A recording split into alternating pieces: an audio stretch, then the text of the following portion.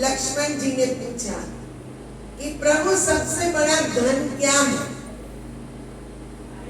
और मनुष्य को सुख कैसे मिलेगा? तो भगवान कहते हैं गोधन गज धन बाज धन और रतन धन खान, जब आवे संतोष धन तो सब धन दूरी समान। क्या गायों का धन, किसी के पास हाथियों का धन, हीरा रत्न माणिक सब कुछ हो जाए किसी के पास, फिर भी संतोष नहीं है तो वो दुखी है।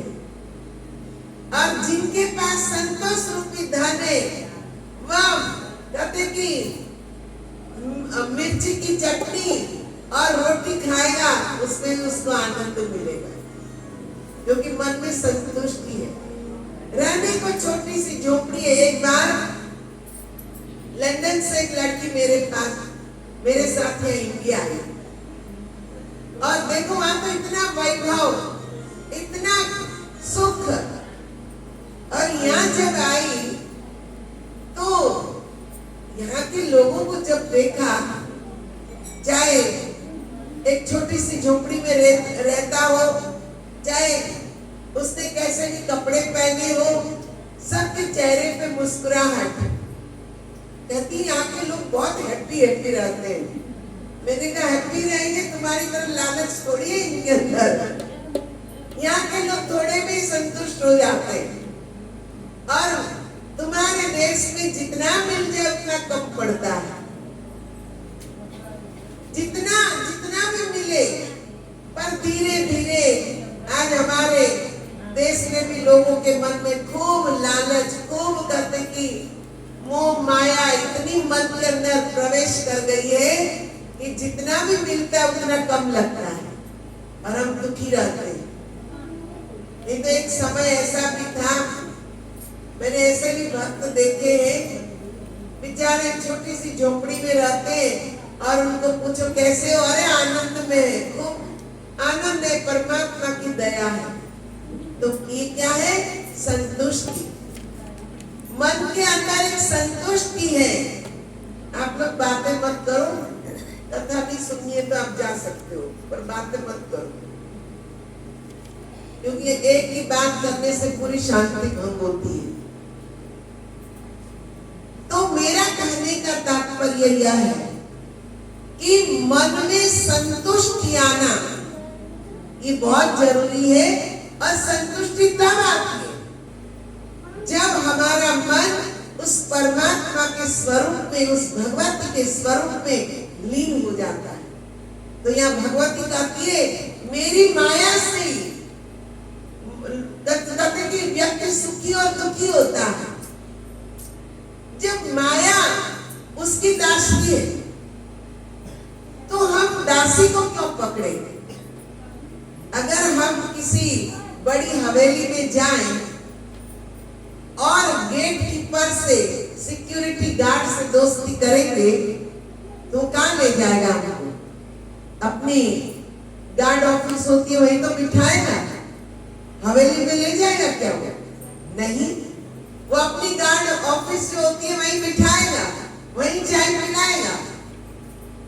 पर उस हवेली के मालिक से हमने दोस्ती करी तो सीधा ही जैसे हम उस हवेली में पहुंचेंगे, नाम अंदर पहुंचा कि वो सीधा अपनी हवेली में ले जाएगा। आइए आइए बैठे बैठे 32 प्रकार के कहते कि जूस आ जाएंगे, चाय आ जाएगी, कॉफी आ जाएगी, नाश्ता आ जाएगा, इतना मान सम्मान मिलेगा। क्यों? क्योंकि उस हवेली के मालिक से हमने दोस्ती करी। पर उसके सेवक से, उसके नौकर से दोस्ती करो तो सर्वेंट क्वार्टर में ही ले जाएगा, वहीं बिठाएगा, टूटी फूटी कुर्सी मिलेगी, गंदा संदा कप मिलेगा, उसमें चाय आएगी। तो माया तो दासी है, माया से हम दोस्ती कर रहे हैं, माया को पकड़ना चाहते हैं। वह कभी पकड़ में नहीं आएगी, उसके पास कुछ नहीं है, वह दुख ही दुख है। पर माया कहते कि जिनकी दासी है, उस मालिक, उस भगवती, उस परमात्मा से दोस्ती करो तो पूरा